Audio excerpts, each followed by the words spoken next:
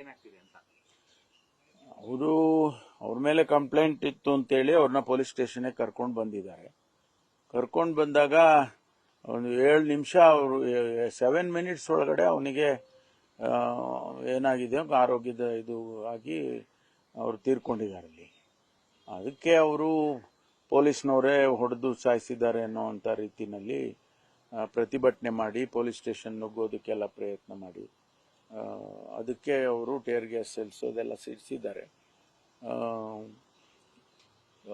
ಅದು ಪೋಸ್ಟ್ ಮಾರ್ಟಮ್ನಲ್ಲಿ ಗೊತ್ತಾಗ್ತದೆ ಏನು ಯಾಕೆ ಸತ್ತಿದ್ದಾರೆ ಅಂತ. ಅದೇ ನ್ಯಾಚುರಲಿ ಕಲ್ತೂರಾಟ ಮಾಡಿದಾಗ ಅಲ್ಲಿರೋರಿಗೆಲ್ಲರಿಗೂ ಕೂಡ ಗಾಯಗಳಾಗ್ತವೆ. ಅದನ್ನ ಕಂಟ್ರೋಲಿಗೆ ತಗೊಂಡಿದ್ದಾರೆ. ಅದು ಪೋಸ್ಟ್ ಮಾರ್ಟಮ್ನಲ್ಲಿ ಏನು ವರದಿ ಬರುತ್ತೆ ನೋಡ್ಕೊಂಡು ಆಮೇಲೆ ಮುಂದುವರಿಬೇಕಾಗುತ್ತೆ.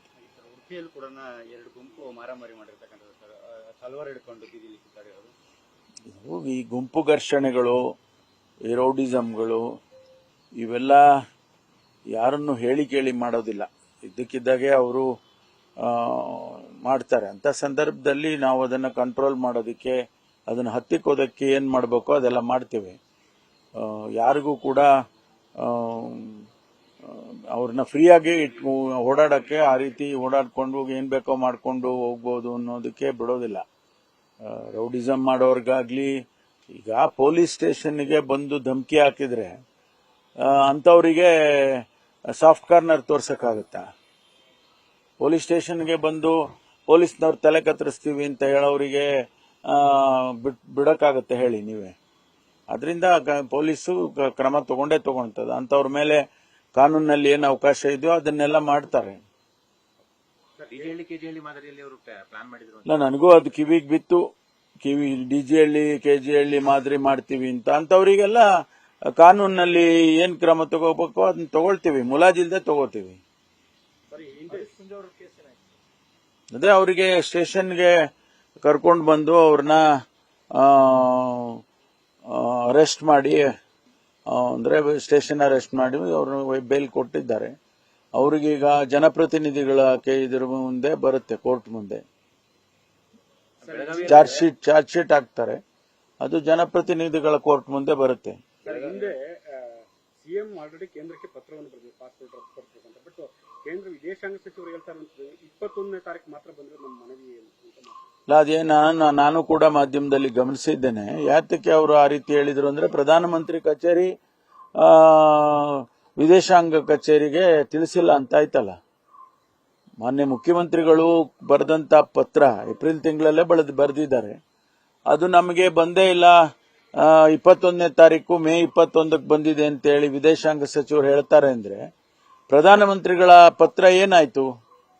ಪ್ರಧಾನಮಂತ್ರಿಗಳ ಕಚೇರಿನಲ್ಲಿ ಅದಕ್ಕೆ ಯಾವುದು ಏನು ಬೆಲೆ ಸಿಗ್ಲಿಲ್ವಾ? ಅಥವಾ ಅವರ ಕಚೇರಿಯಿಂದ ವಿದೇಶಾಂಗ ಸಚಿವಾಲಯಕ್ಕೆ ತಿಳಿಸ್ಲಿಲ್ಲ? ಅಥವಾ ತಿಳಿಸಿದ್ದಿದ್ರೆ ಅವರು ಆ ರೀತಿ ಹೇಳ್ತಿರ್ಲಿಲ್ಲ. ತಿಳಿಸಿಲ್ಲ ಅಂತ ಈಗ ಸ್ಪಷ್ಟವಾಗುತ್ತೆ. ಅಂದ್ರೆ ಯಾವ ರೀತಿ ಕೇಂದ್ರ ಸರ್ಕಾರ ಕೆಲಸ ಮಾಡ್ತಾ ಇದೆ ಅನ್ನೋದನ್ನ ಗಮನಿಸಬೇಕಾಗತ್ತೆ.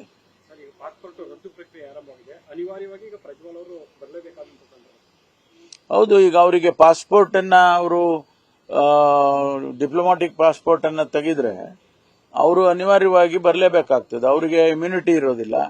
ಅವರು ಆ ದೇಶದಿಂದ ಅವ್ರನ್ನ ಇಟ್ಕೊಳ್ಳೋಕ್ಕೂ ಆಗೋದಿಲ್ಲ ಆ ದೇಶದಲ್ಲಿ. ಅದರಿಂದ ಅವ್ರು ಬರಲೇಬೇಕಾಗುತ್ತೆ, ಬರ್ತಾರೆ. ಇಷ್ಟೆಲ್ಲ ಗಲಾಟೆ ಆಗ್ತಿದೆ. ಬೆಳಗಾವಿನಲ್ಲೂ ಕೂಡ ಗಲ್ಲಿ ಕ್ರಿಕೆಟ್ ಗಲಾಟೆ 2 ಗುಂಪುಗಳ ನಡುವೆ ಘರ್ಷಣೆ ಆಯ್ತು. ಲ್ಯಾಂಡ್ ಆರ್ಡರ್ ಸುಗಮವಾಗಿದೆ ಅಂತ ಅನ್ಸುತ್ತೆ ಸರ್. ಹೌದ್ರಿ, ಈಗ ಯಾರಪ್ಪ ಈಗ ಗಲ್ಲಿನಲ್ಲಿ ಒಂದು ಗಲಾಟೆ, ಸಣ್ಣದಾಗಿ ಗಲಾಟೆ ಆಗಿ ಅದು ದೊಡ್ಡ ಪ್ರಮಾಣಕ್ಕೆ ಆಗುತ್ತೆ.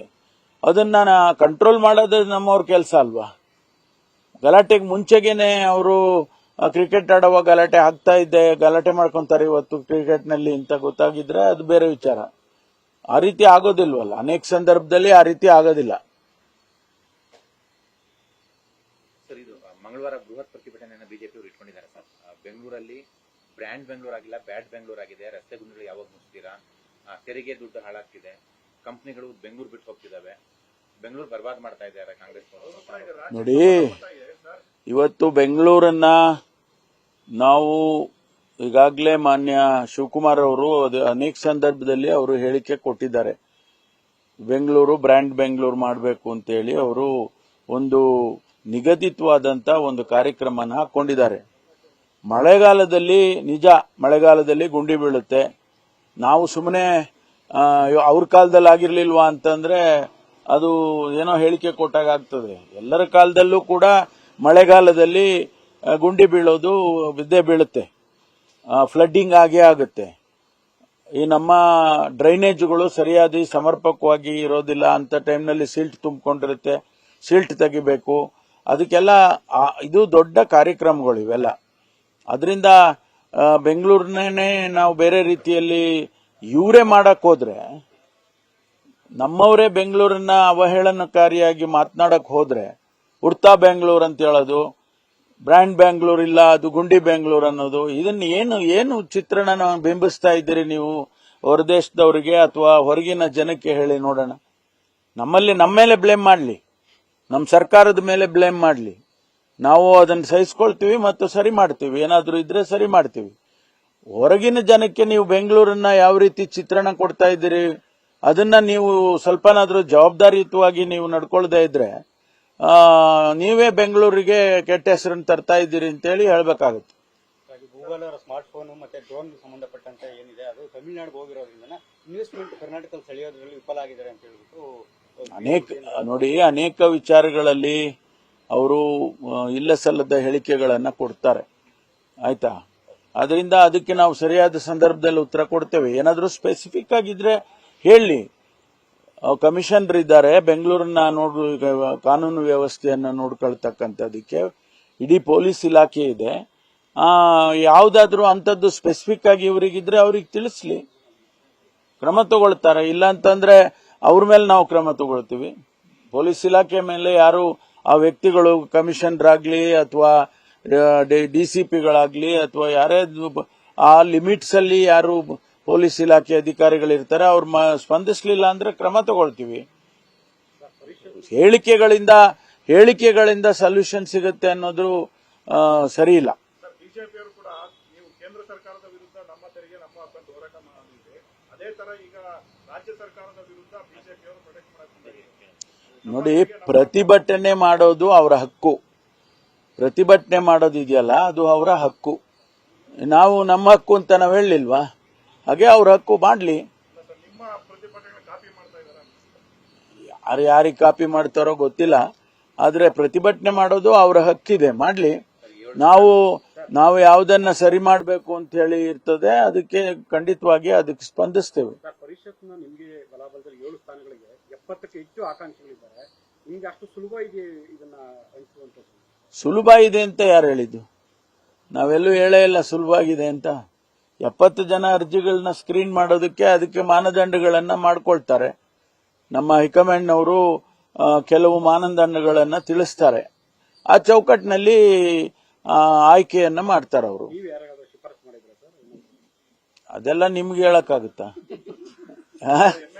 ಅಲ್ಲಪ್ಪ, ನಾನ್ ನಿಮಗೆ ಹೇಳ್ಬಿಟ್ಟು ನಾನು ಇಂಥವ್ರಿಗೆ ಶಿಫಾರಸ್ ಮಾಡಿದ್ದೀನಿ ಅಂದ್ರೆ ಬೇರೆ ಬಹಳ ಜನ ಬಂದಿದ್ದಾರೆ. ನಾವು ಕೆಲಸ ಮಾಡಿದೀವಿ, ನಮ್ಗೆ ಅವಕಾಶ ಮಾಡಿಕೊಡಿ ಅಂತೇಳಿ ಕೇಳಿದ್ದಾರೆ, ನನ್ನನ್ನು ಕೇಳಿದ್ದಾರೆ. ಬಹಳ ಜನ ನಮ್ಮ ಕಾರ್ಯಕರ್ತರು ಪಕ್ಷಕ್ಕೆ ದುಡ್ದಂತವ್ರು ಹಿರಿಯರಿದ್ದಾರೆ, ದುಡ್ದಿರೋರಿದ್ದಾರೆ. ಅದನ್ನ ನಾನು ಕೂಡ, ನನಗೂ ಅಧ್ಯಕ್ಷನಾಗಿ 8 ವರ್ಷ ಈ ಎಕ್ಸರ್ಸೈಸ್ ನಾನು ಮಾಡಿದ್ದೇನಲ್ಲ, ಸೊ ನನಗೂ ಒಂದಿಷ್ಟು ಅನುಭವ ಇದೆ. ಅದನ್ನ ಅಧ್ಯಕ್ಷರಿಗೆ ಮತ್ತು ನಮ್ಮ ಮುಖ್ಯಮಂತ್ರಿಗಳಿಗೆ ತಿಳಿಸ್ತೇನೆ. ಅದು ಅಂತಿಮವಾಗಿ ಆಯ್ಕೆ ಮಾಡೋದು ಡೆಲ್ಲಿಯಲ್ಲಿ ನಮ್ಮ ವರಿಷ್ಠರು ಮಾಡ್ತಾರೆ. ಗೊತ್ತಿಲ್ಲ ಸರ್. ಇದು ಕೆಪಿಸಿಸಿ ಅಧ್ಯಕ್ಷರು ಬದಲಾವಣೆ ವಿಚಾರವಾಗಿ ಈಗ ಡಿಸಿಎಂ ಡಿ.ಕೆ. ಶಿವಕುಮಾರ್ ಅವರು ಪದತ್ಯಾಗ ಮಾಡ್ತೀನಿ ಅನ್ನುವಂತ ಒಂದು ಮಾತನ್ನು ಚರ್ಚೆ ನಡೀತಿದೆ ಸರ್. ಅಲ್ಲ, ನೀವು ಕೂಡ ಅದು ನನಗ್ ಗೊತ್ತಿಲ್ಲ ಅದು ಯಾವ ತರ ಅದೇನ್ ನಡೀತಾ ಇದೆ ಅನ್ನೋದು ಗೊತ್ತಿಲ್ಲ. ಆ ವಿಷಯದಲ್ಲಿ ನನಗೆ ಗೊತ್ತಿಲ್ಲ. Thank you. ನ್ಯೂಸ್ ಫಸ್ಟ್, ನಿರ್ಭೀತಿಯಿಂದ ನಿಮ್ಮ ಪರವಾಗಿ.